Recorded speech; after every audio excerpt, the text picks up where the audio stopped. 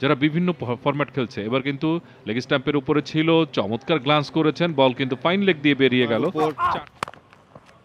Of স্টাম্পের বাইরে দারুণ back foot punch, outstanding shot. স্থির করা উচিত। এবার পুল খেলতে চাইলেন, বল কিন্তু হাওয়ায় ক্যাচের মতো না, টপেজ হয়েছে এবং বল কিন্তু ফাইন লেগ দিয়ে বেরিয়ে গেল সীমানার বাইরে। 6টি রান।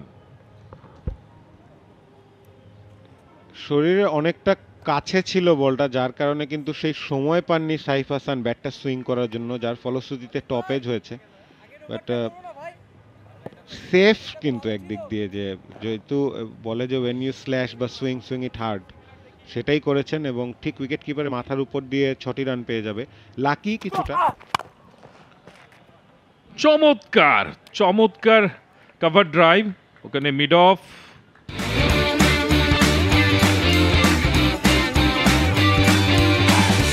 ব্যাপার থাকে। শর্ট বল, দারুণ পুল শট, টাইমিংটা যদিও ঠিক মতো হয়নি, বাট 4 রান কিন্তু ঠিকই পাবেন। শর্ট বল পেলেই ল্যাশ ইন করছেন সাইফ হাসান এবং এনিথিং উপরে বল করলেও কিন্তু ড্রাইভ করছেন। সো শর্ট এবং ফুলার লেংথ ডেলিভারি দুইটার মাঝখানে করতে হবে সাইফ হাসানকে যদি আপনি পরাস্ত করতে চান।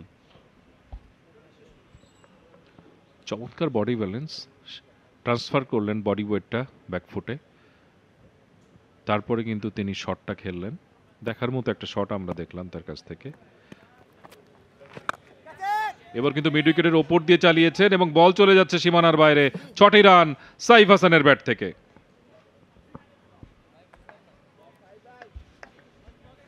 দারুণ একটা 6 রান, ওভারটা ভালোই করছিলেন, ডট আদায় করে নিচ্ছিলেন। তবে সাইফ হাসান বললেন যে না, এত ডট আদায় করে নিলে তো চলবে না। বলটা স্লটে পেয়েছেন এবং একেবারে সুইট পাটও ব্যাটে খেলেছেন, ফিল্ডারও বেশ দূরে, মাথার উপর দিয়ে দারুণ একটা 6-এর মার। রহিম আহমেদ ওভারে শেষ বলে এবার ডাউন দ্য ট্র্যাকে এসে পুল করেছেন মিড উইকেট দিয়ে। সেখানে অবশ্য ফিল্ডার একজন আছেন একেবারে সীমানা রোপের কাছাকাছি জায়গায়, দুবারের জন্য জায়গা পরিবর্তন করেন। এরই সাথে নবম ওভারে খেলা শেষ হলো 65, কোনো উইকেট না হারিয়ে লেজেন্ডস অফ রূপগঞ্জ জয়ের জন্য প্রয়োজন আর মাত্র 5 রান।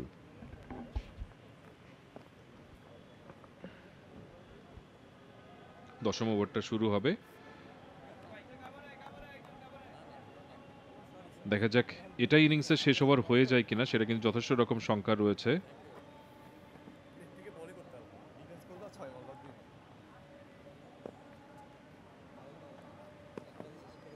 পাঁচটি রান দরকার। For more updates, subscribe to our YouTube channel and click on the bell icon. Follow us on Facebook and Instagram. Download T-Sports app to enjoy exciting games and highlights. Visit tsports.com.